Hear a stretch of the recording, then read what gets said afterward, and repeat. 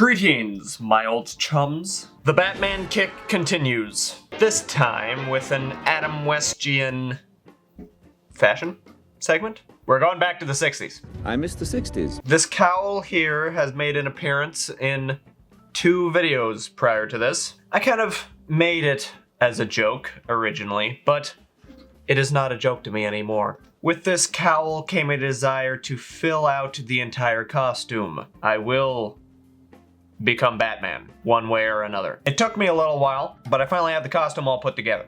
I tried to keep things as simple as I could, while still putting in the proper amount of detail. For the base of the costume, I just got some sweats, assuming that I would probably be more suited for a large. I got smalls, because I was hoping that would kind of amount to a slightly more spandexy pajama look like Adam West has. They still weren't small enough. I guess sweats are meant to be pretty baggy and loose. That's why they're comfortable. I even ran them through the laundry with everything turned up as hot as it could multiple times, and they didn't shrink. Eventually, I ended up actually taking the seams up a little bit with the sewing machine, but I'm getting ahead of myself. It's tight enough. It does the job. It looks good. The bat symbol is just some iron-on patches. I was assuming that you could iron on a patch onto another iron-on patch, and so far it would appear that I was right, because I don't know why you wouldn't be able to do that. It's all just fabric. But just in case, I did dab a little Mod Podge around all of the edges, which is a trick that I started doing back when I made my YouTube shorts. Because the first time I washed those, sometimes the edges started peeling up, so I just had to re-iron them and then dab Mod Podge on, and so far that's seemed to hold the edges down just enough so that they don't peel up. At one point, I was setting out to make everything from scratch. I just found out that it wasn't as possible as I thought it was going to be. I tinkered with some glove patterns at one point, but I decided that it was a little too difficult and I was tired of sewing at that point. I didn't want to have to make my own gloves from scratch. So these are just gloves I found off of Amazon. I think, what were they, like driving gloves or something? Or at one point, I was perusing around a lot. One option was supposed to be like Renaissance reenactment gloves. I don't know how authentic they'd be. I don't think those were the ones I got. But yeah, got just some navy blue leather gloves, and then I added my own fins. These are just foam that I sealed and painted and then kind of cracked to hopefully make them look leathery. They don't quite match, but I think on camera you can't really tell, which is the important thing. I sewed them in a way that hopefully if I ever just need the gloves, it won't be that big of a deal to take out the stitches. But I don't really know why I would need navy blue leather gloves aside from being Batman. So as far as I'm concerned, the fins are gonna stay in. I don't know why it's so fun to just make a fist with these. Like, I guess something about the sound they make when you're like, it emphasizes the squeeze. Similar thing happened with the short. It emphasizes the squeeze. At one point I was thinking about making my own shorts, but I opted out of it because I couldn't quite figure out the pattern. And I still haven't really gotten the right shorts, I don't think, because these are just Walmart athletic shorts. They're the types that I actually have another pair that I use as pajama pants, but this is a smaller pair so that they're tight. They are pretty much the perfect color, but they have this pattern on them, the texture, the weave, or whatever it is. I tried to get another pair that didn't have the weave and then dye them the correct shade of blue, but the dye didn't work. I dyed other things and it works. I don't know if it's just the wrong type of fabric or something. They are pretty close to the right color. They have this like streaked, dappled pattern, and they're a lot thinner and stretchier, but that's kind of what I want with Batman trunks. Why are they so dusty? But yeah, for now I'll probably stick with these because, like with the gloves on camera, you can't really tell. If I ever had to like wear it to an event or something, I don't know for sure what I'd do. I mean, it doesn't distract too much, I guess. I don't know, you tell me. Does the texture distract? Can you even see it? Next up, we have the belt, which does not actually function as a utility belt. Because I actually, when I was looking up pictures, I found a picture that had like a, what do you call it when you're on Google Images and like, is it just the name of the, well, it's not the name of the picture, but it's like a headline beneath the picture, sort of. And that said that the original Adam West belt was made out of sponges. And in the picture zoomed up, it was like, yeah, that looks like it's just a bunch of sponges glued to a belt. But that's part of the charm. So these are my sponges. They're not actual sponges. They're squares of EVA foam.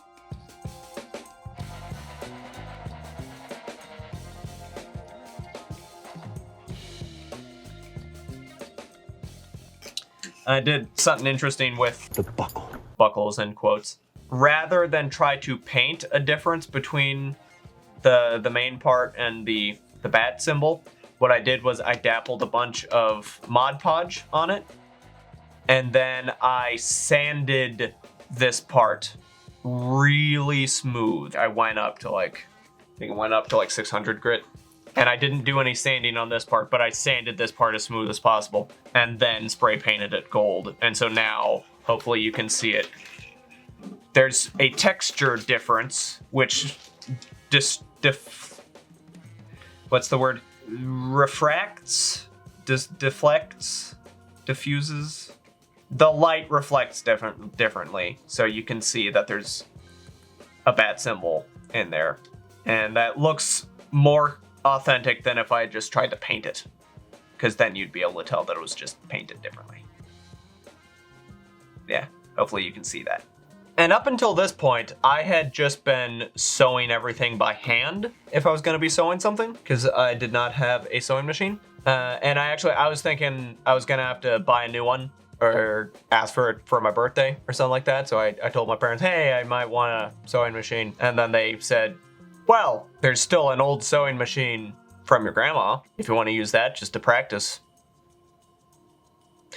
Wait a minute. My life has become a living meme. They literally said we have a sewing machine at home. I don't know how I feel about that. I mean, it works, so now I know how to run a sewing machine. Funny thing happened though. When I first was figuring it out, like I spent the morning just kind of like flipping through the manual and understanding the settings and doing some test examples. And then I left to eat lunch. And as I was walking up the stairs, just a few seconds after turning away, I heard a thunk, which I thought was just the cat knocking something over. I came down to see it, and then there's just this plume of smoke rising from the sewing machine. And it blew a breaker as well. So something exploded, because I've had that happen before, like glue guns have exploded and blown breakers, and then I don't use them anymore. But I didn't want to, after all that work, just then go ahead and have to get a new sewing machine. I wanted to get started on a project. So I unplugged it and let it cool off and just kind of watched it for a while to see if it was gonna explode again. I don't know what went wrong. I mean, the cord is a little loose, so I wrapped it in electrical tape to stop it from wiggling. A friend who inspected it thought that maybe like the smoke could have been because of fuzz building up inside. So maybe it was a combination of things. Maybe the cord was loose and shorted out and that's what blew the breaker, and then the smoke was just from fuzz catching on fire or something. But it was just such an isolated pop and it happened at the same time. So I can't really wrap my head around it being a coincidence. Like, I feel like the smoke had to have been something inside the machine going boom. But it works now. Like, I turned it back on, it hasn't exploded again, and I've done a lot of sewing with it. So I don't know what that meant. I don't know what happened, but it's working now, so that's what's important. With that sewing machine, I made a cape.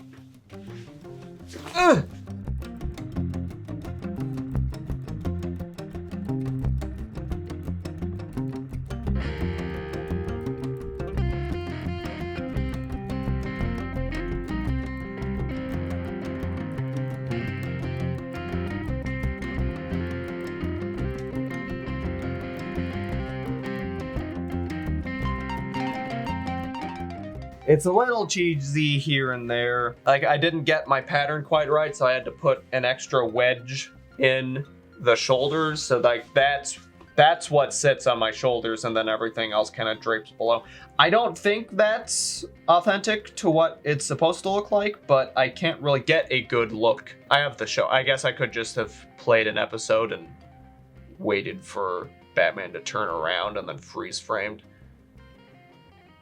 I didn't actually go to that much work. I just kind of guessed how many points there should be on the cape, and I eyeballed like where they should fall along my legs.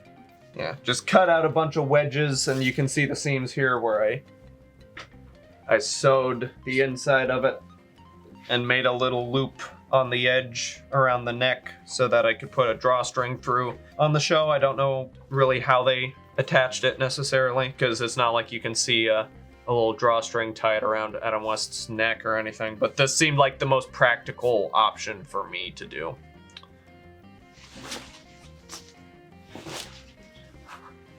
When I get done talking about how I made it, I'm gonna have to put it all on and show you, because it's fun to frolic.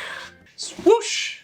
I actually ran out of fabric while I was making the cape, and I was trying to get it all done in one day, just because that's how I usually work when I'm on a project. I'm usually just like wanting to get that project done. But luckily it's just like, I forgot what it was called, but it was just from Walmart costume satin or something. So I just went over and got some more, and they still had the right kind, luckily. Yeah. Takes a lot of fabric to make a cape. And then finally, I made these little boot cuff shin guard things. Which one's right and which one's left? That's okay. It doesn't quite fit when I'm not wearing pants. I'm wearing pants. Just shorts. But yeah, it's made to go over my shoes and stuff. It has some Velcro and some snaps. It took a long time to get these shaped right and attached right. Some of it is a little cheesy, but hopefully people won't be looking that closely at my ankles unless I zoom in on them with the camera. Stop looking at my feet. This is the more of that satin glued to some jean material in the back, and then there's a wooden rod on the front of the shin just to make sure that it stays upright and smooth on the front. It does the job. I guess now it's time to put it on.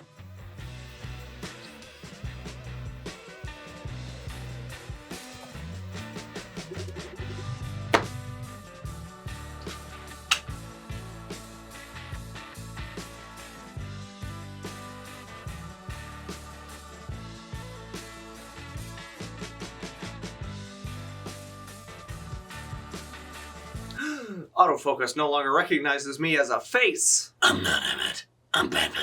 Wait, no. Wrong Batman. I am not Emmett.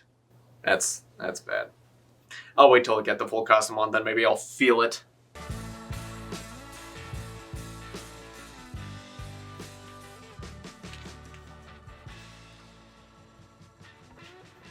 I just realized the beard probably dissolves the illusion a little bit, but you know, I'll shave one of these days.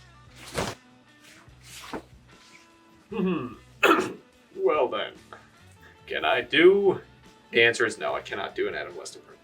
Okay, well, let's see what I can do. I can do something of a Patrick Warburton. So if I do that, but then I take out the Patrick Warburton elements. Hello, old chum. It is I, Batman. To the Batmobile, Robin. It's Batman! I should probably stop before this gets too silly. And just saying that is probably the silliest thing I've done today. Well, there you have it. That's how I made my Adam West-inspired Batman costume. Hope you enjoyed it. And have a nice day.